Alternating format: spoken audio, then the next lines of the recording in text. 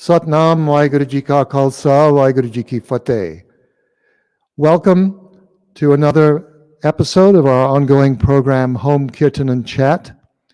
We are a little delayed in our start today, and I hope you'll forgive that little technical glitch that we had with our sound.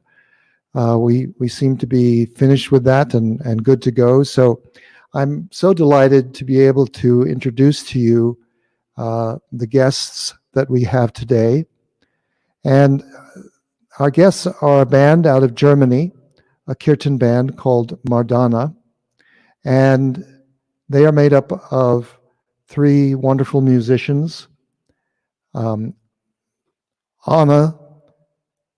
and we have on vocals and keyboard, and then we have Guru Surya on percussion and other instruments. And I'm going to bring their picture up right now, their image right here. And they will be, I'll be showing you the full band here.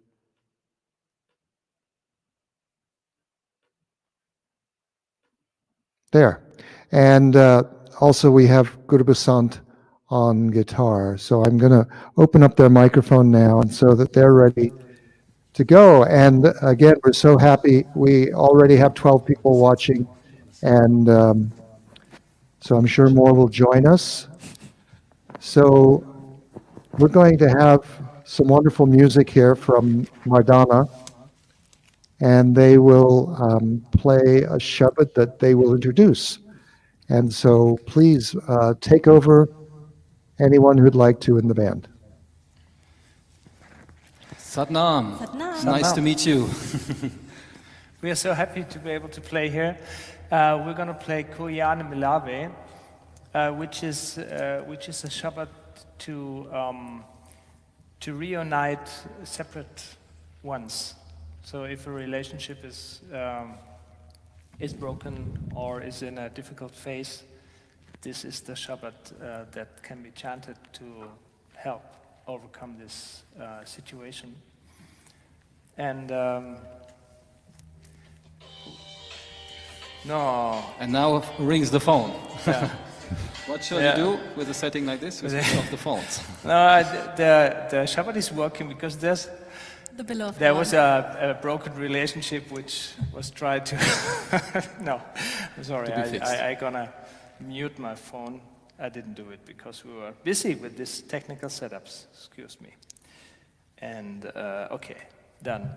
So yeah, that's the quality of this Shabbat. And I remember I put it into music when a friend of mine was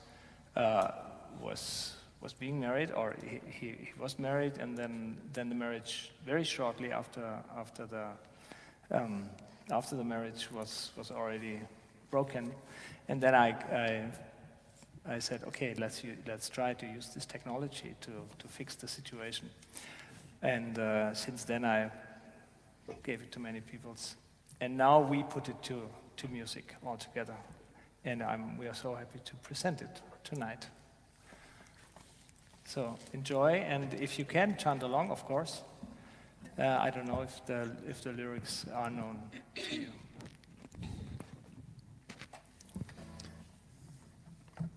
Okay.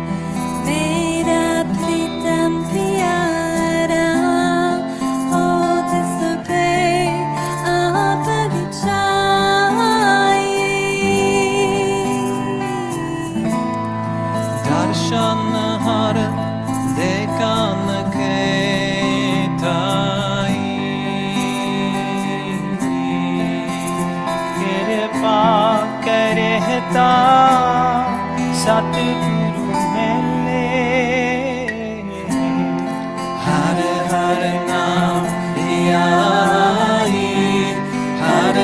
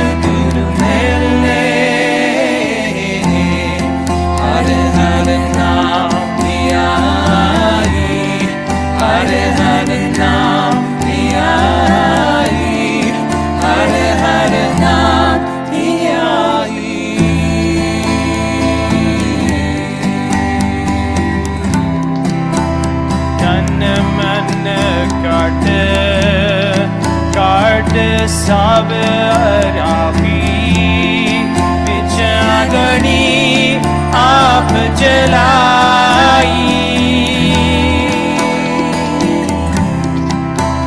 ਤਨ ਮਨ ਕਾਟ ਕਾਟ ਸਭ ਰਾਹੀ ਵਿੱਚ ਅਗਨੀ ਆਪ ਜਲਾਈ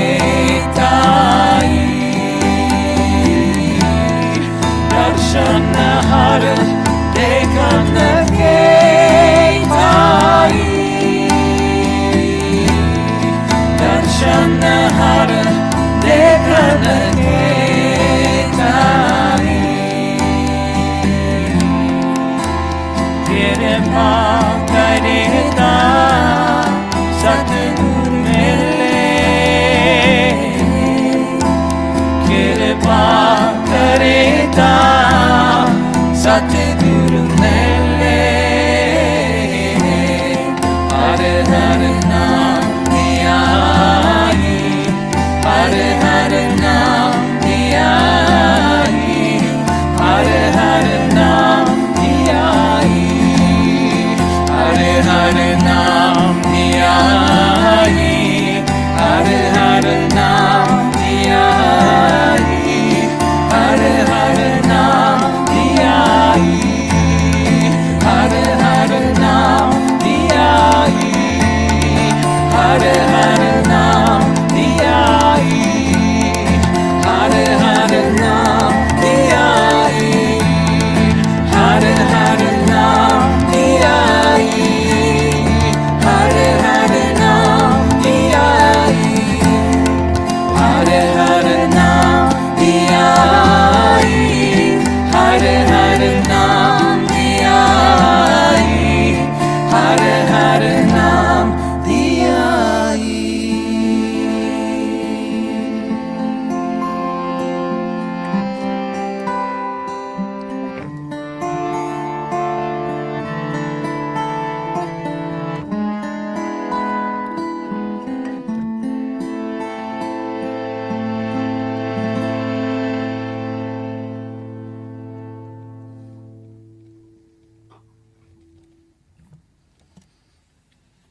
Wow. Waheguru Ji ka Khalsa, Waheguru Ji ki Fateh. Wow. So wonderful. Thank you. I don't know if you all can hear me. Is that true? You all three can hear me? Yes, we hear you. Oh, great. I saw you with your headphones on, Guru Basant, and I wasn't sure whether everyone So could for hear. monitoring, I don't have a smaller one. Yeah, I understand. So I'm going to get myself to the side here so people can see more of you. Let's see if I can do that. Yeah, there we go. Okay, so wow, it just was a great sound. And I know we had a little difficulty, but it was great. It sounded beautiful. Each of you are musicians for life. You know, you all had experience as children playing music and in other bands through your earlier time in life. And now here you are together in this wonderful group, Mardana. And you know, it's immediately clear that one of the profound qualities that you have as a group is that all three of you are very good vocalists. And so the blending of your voices together, I think, is perhaps the most powerful impact that you make. Is that what drew you three together? Is that what drew the three of us together? The vocals, is that what brought The you vocals, together? yeah. Definitely. It's definitely special. Vocals play an important role in what we do. And in fact, we work a lot on the vocals. Some songs have more sophisticated instrumentation. This one is more, basic instrumentation, I would say. But the melody has something, and of course, we are really working on the vocals. And because there's a whole thing in it. And the first instrument of a human being is the voice, after all. Anyway, you don't need anything.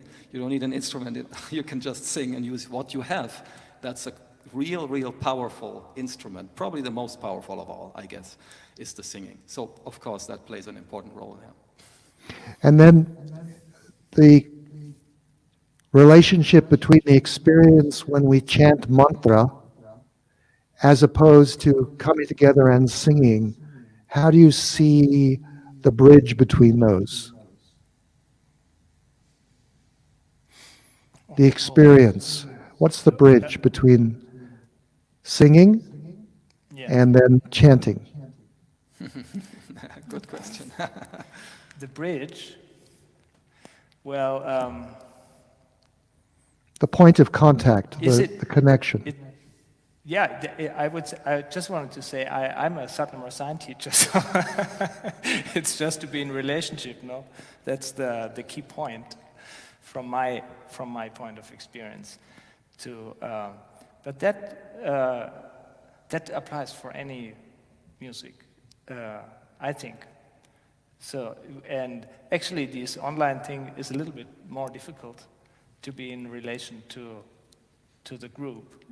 But I think we might get practice in this also, but that's the most important, to be in relationship and to have that group consciousness. Well, it's coming through just fine today, so no problem.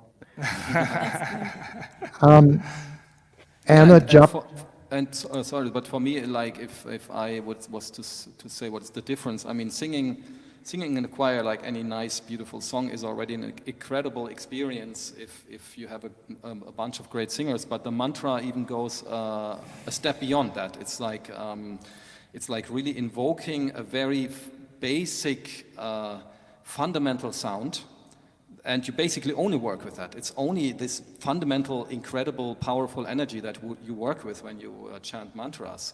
So, and then chanting mantras together with other people, ideally with a bigger group, it's really, I don't know, I think it's something, there's nothing beyond that. I think this is really a big thing that makes it possible.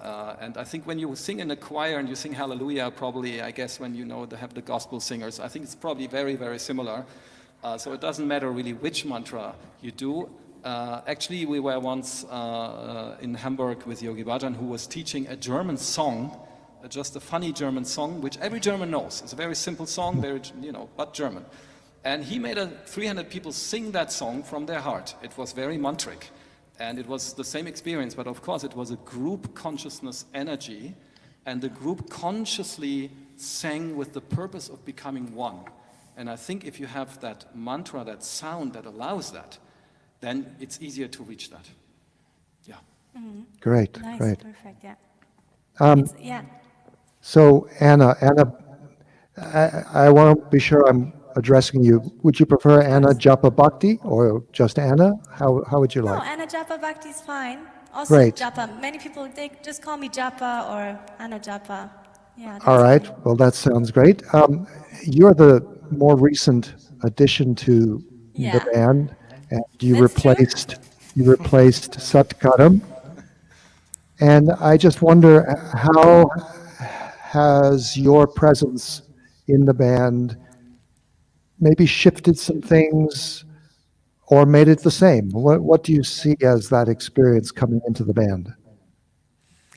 For me, it was actually a great honor, because I remember when we were at the yoga festival and then we got together talking, and they asked me, hey, do you want to play sadhana with us? And then we were sitting there and practicing and just getting to know each other. And of course, I loved it very much. And now we're here, like all together. And I think we getting this deeper connection, the more and more we make music together, and that's very precious, very nice. And I think we have a good connection to each other, musically and also personally. So I think the heart is very important, that you do it with your heart, and your heart is always involved in what you're doing. And I think this is also what is connecting us, and it feels really good. So I hope, I feel it's good, like the way the three of us are working together, and it's a nice energy. Yeah, and she's a lucky catch because she happens to sing nice. She happens to play the harmonium, exactly the instrument that we were missing. So it's very, very good. It's a wink of the Guru. Plus, she's kind of from the area, so it's not too far away. There are not so many people all over Germany really following this path. I mean, following this path, probably there's a lot, but not so many musicians who really want to make music and work with this music. So we are very fortunate to be three again, and that was a missing dimension, I'm actually somewhat. I'm envious of being able to find musicians you can play with that are close, live nearby, because it is an issue, and especially today, as we're not able to travel much. So it's good to have people close at hand that you can more easily rehearse with. And so you're so blessed, the three of you, to have that. And to be able to share your voices together. I love making music on my own and with other musicians, but when there is that dialogue of the vocals, really blending, that's just such an amazing thing that you guys have. So you really are blessed. Do all of you compose? Do you bring ideas to the band, or is there just one person, or how does that happen?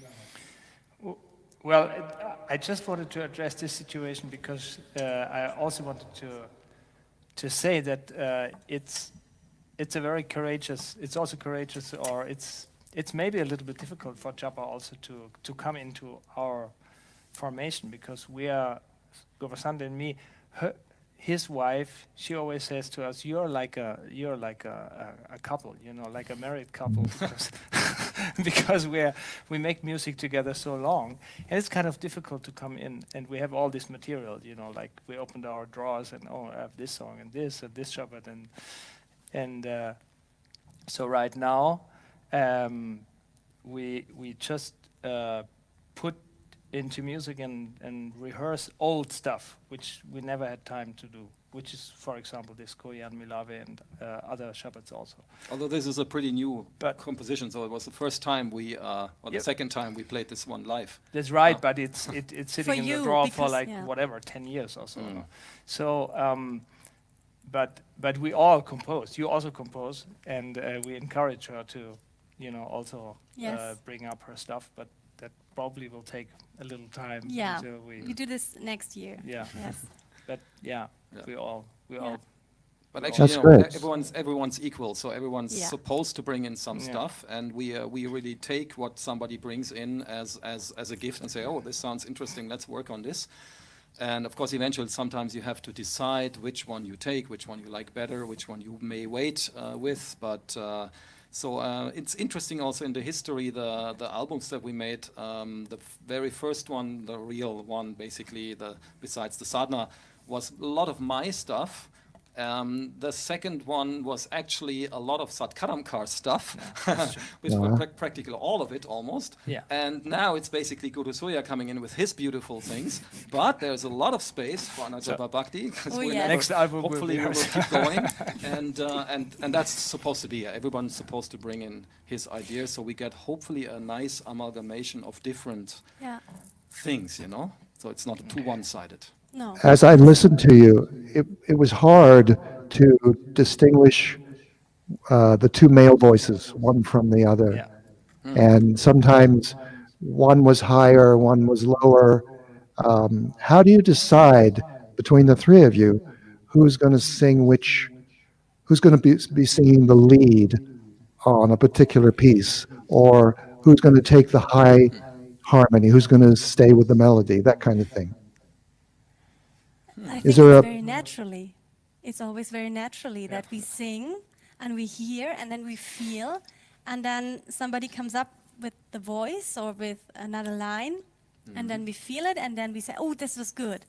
Can we do it again? Okay. And then, everybody, I think, finds his own place, and somehow it's like, we're melting into each other. That's really beautiful. It happens naturally, I think. Actually, for this, just the Shabbat Koyan Milave, it was composed by Guru Surya, who first sang it, all over, and we were playing it a few times in Gurdwara in a more simple form, where he was basically singing the lead voices, because he had simply done it a long time ago. He knew it by heart, and I had to first get into it and learn the melody and do all that.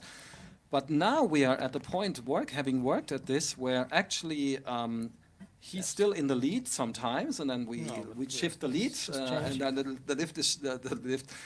the lead is shifting, and we experienced it, especially with this Shabbat. It was a very interesting way of not having one lead voice that is always the same, which is also great, which is nice in music. But this is actually one of the first pieces where we really do a lot of shifts. Yeah. And that was a nice challenge also, because it's not so simple to do that. Much more simple if you keep the same voice all the time, and maybe you have a harmony which is the same all the time, and here we shift. So it was a great experience, and I think we will do this a little more often, also with the coming pieces.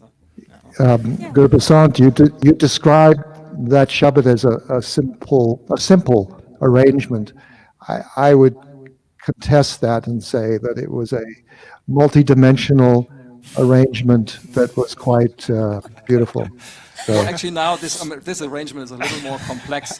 But I said when we first played it, Gurusua and myself, just in Gurdwaras, when there were Gurdwaras, we did a more simple version of this. Now we made it a little more sophisticated. As you heard, there was even a harmonium solo in there, which we liked very much, and it's great that it came so well. It really came out cool. Yeah. Perfect, yeah. Something comes always different. So how are? Go ahead, Gusaria. Yeah, I just wanted to add that initially the melody of the Adi, we changed the melody because I was not satisfied with the first version, and it was a little bit boring. It was kind of repetitive, and or more repetitive than it's now. And then we sat together, it was Govasand and me, and then we said, something has to happen. Then we developed this in this form as it's now. And this I actually like the most, because you asked for who's composing. Actually, it's a start. I like it the best if it's like that. You bring a starting material, and then you work on it and develop it, and then it becomes the piece of all of us, and we make it our own, and we develop it, and we have ideas, and that's a great beauty if because we are lucky that we kind of like the ideas of the others. Yeah. We're like, oh my God, that's great. I've never had that idea. I would have never had that idea, and then you can expand in this in the band, and that's really a great blessing for me. I like that the most. Yeah, there was, especially in this piece, there was this moment when we were on this passage, Kirpa, this Kirpa Kareta Satguru Mele, and he was singing this voice, and she came up with that incredible harmony. Can you do it? What you sing, the harmony that you sing.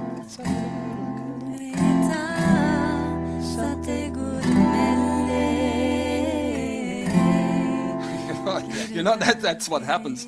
And then I was sitting there like, please record. We have a smartphone with us, so we recorded, and so we hopefully don't forget it until the next time we meet. So that's how it gets developed, and it's just great. That's an incredible, beautiful process. Yeah.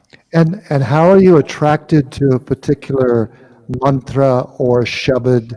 Is it the meaning behind it, or is it just somehow it captures a melody that goes well with it, or how do you decide? Decide what? Which one? Whether you want to pursue, like if, for instance, I can imagine you might encounter a shabad, the meaning, being sung by someone else, a recording by someone else or something, and you like it, you get affected by it, you understand something about the meaning, and then you get inspired to find some tune that works with it. Or perhaps there is just a tune in your head and a mantra or a shabad arrives that kind of fits to that. Well, I don't know. Well, actually, I think it's a little bit of everything. No, I can only speak for myself. I compose things where I chose a shabad for its meaning, for its energy. I referred a lot to the book from BBG Inderjit Kaur, where the Psyche of the Golden Shield. Now it's called the Mantra book, which has all the shabads, which has a lot of shabads in there, and the purpose or the effect, the energetic or meaning effect of that mantra or the shabad. And several times I found myself in a situation where I said, okay, this is what I need now. Let's pick this shabad, and then I went through the head and I chanted it, or just read it monotone, and suddenly some kind of melody came in, and that's how out of the shabad a melody arose, and then there was a whole composition following to that. Not every time, but sometimes, and the same happened also with mantras, and I think this is pretty much the same for all of us. We choose, this was chosen because a dear friend. I was at his wedding. It was an incredible wedding over 3 days, and then 6 weeks later they split up. It's like a terrible story. He's now luckily remarried, as far as I hear. It's good, but And then he was so touched that he said, "Okay, we need to now find something to fix that and to heal it, and this is the Shabbat for it. And yeah, and the melody that he came up with is just capturing that energy also beautifully. Yeah. That's great. So I want to take a pause in our discussion just to let everyone know who's listening that Mardana will be sharing some more music with us in just a few minutes. I also want to let people know about this mysterious location that you're sitting in. I have visited there, and this is Guru Basant's home, his sound studio in the attic of his home. Do you want to tell us a little bit about that beautiful place? Oh, yeah. Actually, we live in an area outside of Frankfurt, like about 45 kilometers south of Frankfurt, a nice, beautiful countryside. And like Guru Soya is not far from here. Anajapa Bhakti actually lives near Frankfurt, north of, but also in a nice area. And this is an old house, as you can see, with wooden beams. It's about 250 years old, and the attic was a raw thing when we got into the house here, so we had it built out, and of course we started teaching yoga here. We had a group of yogis here. This is what we have, like 45 square meters. I think we were here with 55 people once doing yoga and sadhana in the morning. So eventually we put the music stuff up here, and then we started composing, and from the composing started recording, so we put technical things here, and it's still an area where you can do nicely yoga with a few people. And of course, with this whole corona situation and the streaming and going online and doing online concerts, this was the perfect place to do it. As it's not used for anything else, I have the privilege, let's say, to have that space available, and we don't need it for anybody else. It's also a guest room in the back. There's a nice sofa. We had tantric facilitators staying here with us. There's a separate bathroom, so it's a nice place. And it's a blessing to have a place like that, because you are not disturbed when you work creatively or you want to meditate or something like that. And it's so nice to have a place where you can put out your recording equipment, your instruments, and not have to pack them up after every session. Yeah, right. Exactly. We can leave everything like this, and nobody complains. Not even your wife. No, only when she wants to teach. But then we clean up before. But we only have to rearrange a few things. That's She's great. been doing a couple of online courses. Her name is Aftakar from France originally, and we live here together. But she's doing a lot of online classes also here. And just this Monday, we were doing a session for the French yoga Sangat, and then followed by a E-Winter Solstice Sadhana, which was a great privilege that we could participate. So it's a fantastic place. That's why we were a little bit disturbed when we started that. The sound didn't work because we have everything set up. We just thought we pressed the button and let's go. Okay, took half an hour, but here we are. Thank you for the patience. Yeah, no problem. And, you guys have been busy. It's amazing, wonderful to see you reaching out and connecting to people around the globe. So that's wonderful. I want to shift gears a little bit and ask you about your influences, mainly from mainstream music, pop, jazz, rock and roll, folk, classical, whatever. And my imagination is that each of the three of you would, if I said pick two musicians or composers that have influenced you the most, each of you are going to have two different composers, musicians on your list. Is that right? Yeah. Okay. Who wants to go first? You start. So who's been? I just wanna make a short note on you, Pritpal Singh, because we talked about you. We just talked about it. Chapa was asking who is Pritpal? Who is? She didn't know you, obviously. Then I told her my wife Sahesh Gaur, she found a cassette in Mexico in 1991 or so, on the street. On the street. On the street, and it was Prayers from the Golden Temple. It was your music. And this cassette was played in, then I came to know 95 or 96. And even this was our first yoga music, along with Gyanji. And so this is definitely a great influence. Wow. Amazing, no? I must add the same, actually. The first two cassettes that I had, we had 4 cassettes in the ashram at that time. 2 were rotten, and there were 2 left over, so I was allowed to make a copy. The 2 cassettes was Basant Kivar and Prayer for the Golden Temple, which are Wow. from Pritpal Singh.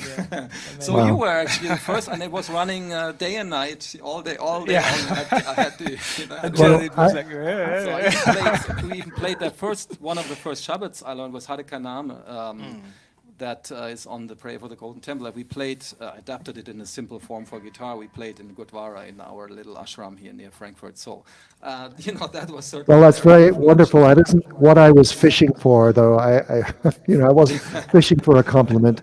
Just interested to know, aside from me, who else has been an Sure. influence? For me, for example, it's all the musician and tapes, of course, that my teacher played during teacher training at Singh. He had like many musicians, even from the Golden Temple. I don't know all their names, but this is, it really touched me deep inside, and I felt somehow that maybe a part of me was already had been there some time, maybe in some other dimension, whatever. So I felt really connected. And of course, I remember first time hearing Snatam Kaur singing and playing, and just hearing her voice and not even knowing. I remember I didn't know how she looked like or where she were from, and my sister said, look at her, look at her. Did you imagine her like that? Look at her and how she's singing and how she's feeling it from her heart. And that I think she has a lot of music that was really inspiring for me. So, and and of course these really powerful musicians playing, and even musicians that we don't even know, that are just playing from the heart. Gurbasant, you have some Yeah, and for me it was actually, influences? I have to shift back a little bit. Of course, you start with rock when you are a kid. I grew up with the Sex Pistols and things like that. So, but I was when I was a teenager, I was very much into this, let's say, complex rock, I would call it. The rock with a melody, with cool thing, with cool guitarists, doing cool stuff, like really good instrumentation, very well played things. There was Progressive bands rock. that was right. Progressive rock. There was bands like Saga at that time from Canada that I was very much into, and actually the guitarist once gave me his plectrum. I was right in front of the stage, and then he saw that I was obviously a big fan. So he gave me his plectrum. That was a big honor for me. I think I was 16. No, and then later on it shifted a lot to some American bands. And when you're a guitarist, you don't, you come across. Crosby, Stills, Nash and Young, for example, the four musicians, or Neil Young. You can't go around them when you want to learn guitar. You happen to play their songs, so that's pretty influential. James Taylor? James Taylor, absolutely, indeed. And then actually on my first trip to Scotland, which was a heartfelt desire that I always had in my life, that I finally made it when I was 27, I think. I happened to bump into music by a composer, singer, songwriter, composer called Dougie MacLean. He's Scottish, and he's still one of my favorite musicians because he just makes wonderful ballads. In fact, he made a ballad that they seriously considered to become the new Scottish anthem. It's a simple ballad, beautiful, called Caledonia, and I can play that song also, but a little bit adapted and simplified, because he plays a lot of open tuning, a lot of complex stuff. And in the yoga, of course, the two main musicians that influenced me and also supported me a lot was Guru Das Singh, Right. that I first met at the yoga festival in Losh way back in the 80s. And he and Guru Daska were playing sadhana. There was no sound system. The stage was a couple of pallets, and they both had Martin guitars, which I was very impressed by because they were very expensive at that time. Wonderful sound, and I loved his melodies. And I said, "Wow, he makes so great, wonderful melodies. Like, how does he do these melodies? How can he do that? How can I do that?" I think so. I was very inspired, and then I was also becoming pretty close to Mardana Singh. We became pretty close friends. Who's now back in the U.S., but he used to live in Amsterdam. So we used to meet a lot. We played a lot, and he showed me a lot of his stuff. We joined a lot in music, and that was very, very, very enriching for me. So that was really very, very, very influential also on the yogic music path. Before going over to Guru Surya, I just want to ask Gurbasant, how many guitars do you travel with when you're touring? Oh, actually, usually just one. I just have Oh. this one, which is still my, this is like my first guitar that I bought when I was 17. It's a Dion it was actually made in Japan at that time. They're now rare and very, it's a collector's item. I still play it. I have two other ones, like normal Western guitars. Plus, I also have a 12-string. And I still have my electric guitar that I like to play every once in a while. And you can hear it on some of our recordings in the background. There's still an electric guitar, which I still thought like so. a lot. But I usually travel with only one due to space. I knew there was an electric guitar somewhere in the background there. Yeah. That's great. Here and there. Yeah. Gursuri, do you want to add anything about influences? There's a big Marshall Tower standing in the I'm sound sure booth. there is. I'm sure there is. Well, my influence, I think generally those musicians who disappear are the ones that influence me the most and touch me the most. So it doesn't really matter in which genre of music, who disappear in the sense that they dissolve and the music remains. This is something that is always a key. If music is touch me. Main influence, I also grew up with the same stuff that like Gurbasant, Led Zeppelin, and a little bit more harder stuff, I think Iron Maiden and stuff, stuff like that. Right now, I love to hear Ibrahim Malouf or Salif Keita or Ibrahim Malouf is a trumpet player from Jordania, and Salif Keita is from Mali. It's a famous singer, and I like this kind of music right now. And it influences me most, especially the Oriental music because they use melody in such a beautiful way. They a lot of the songs. Or Idan Reichel is a musician from Israel. A lot of the songs they don't have a how do you say, a chorus. They don't have a chorus, but they have a melody. They play a melody and that's the chorus, and then they go into the song and into the verse, and then they return to the chorus, and it's only a melody played by whatever horns or something like that, and or strings, and I like that. And they are very patient. Ibrahim Malouf, he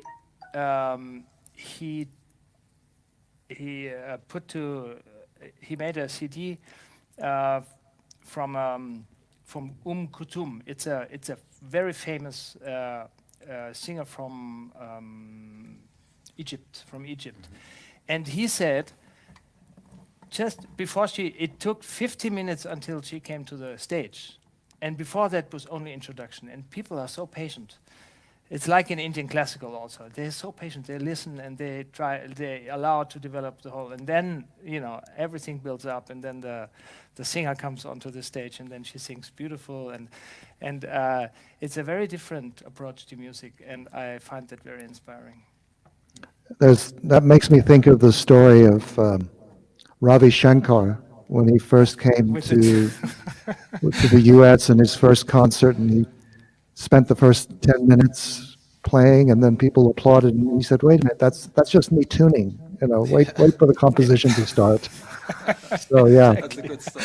people can be patient. Yeah. So, last couple of questions before we ask you to play some more music. Is there an instrument in the band that drives the composition? Say sometimes the harmonium or the guitar. Is it all coming out of your vocal blending of your voices, or what drives your compositions? Good question. Actually, it's. I mean, from my point, from myself. It's both. Sometimes it just comes from the vocals. It's just like through the mantra or the Shabbat forms a melody somehow in my head, and then I sing it. and then I just adapt the guitar to it. Basically, the guitar follows the melody that somehow has All developed right, right. through singing. And sometimes it's the other way around. Sometimes I have a cool guitar tune that I think, oh, this is a cool riff, or this is a cool combination of things, and there could be this and that melody. And then I'm looking, okay, which mantra would fit to that melody? But that's usually a little harder, because Yeah. when you already have some kind of melody and try to fit something in, It's more intellectual, isn't it? Yeah. And a few times it's also really a mix of both, where actually there's a chord, then comes a part of the melody, then comes the next chord, comes the next part of the melody, and the construct at the end, you feel like, oh, this is nice. Yeah. But I would say that's more rare, and that's probably the better. Those are the better recordings, or the better compositions. But you know, I can only speak from one thing that I experienced once, where I was meditating on the Pori Akanjor from Japji for 40 days, 11 repetitions every day. And you know, I was reciting that either in meditative state, but I was working at the time, so I had to go out to the town, do some things for my boss. So you know, I was either in the car or walking. So I said, okay, let's do the 11 repetitions now. I have 10 minutes to walk, or 10 minutes to get to the place, or maybe 20 minutes. So let's recite that now. So I was like loudly reciting, walking on the street or sitting in the car, and slowly a melody came. And the melody came, and it became more precise, and it became even more precise. And that took almost all of the 40 days. And then after the 40 days, I said, okay, let's sit with the guitar and let's see what would fit. And then came that Akanjor that I still like a lot today. We play it sometimes live. It's long ago, of course, but and I said, this is a nice process. And as adding to what Guru Swaya said, if you give it time, if you allow it to unfold and to develop, I felt that it's the mantra itself giving me that melody from itself, from within itself. It just guided me, and all I had to do is to follow. So that was a nice process. Beautiful, beautiful. Well, I would love it if you guys would play some more music for us, and then we'll wrap it up after that. So, Okay. what are you going to play? Explain Huh? the mantra of the mudra. Yeah. Oh, the mantra is Harinam Satanam Harinam Hari, Harinam Satanam Satanam Hari. And if anyone wants to add a mudra to it, you can. There are several. But this one we suggest. You make a triangle with your thumbs and index fingers, and then you turn the hands until the knuckles of the middle fingers meet, and then you hold it in front of your heart and sing along. And yeah, with as much joy as you can. Can you say the mantra? Harinam Satanam Harinam Hari, Harinam Satanam Satanam Hari. That's the mantra.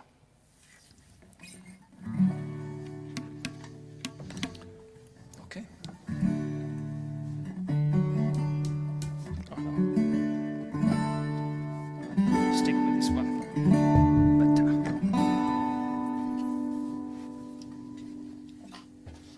okay. Du fängst an. Okay.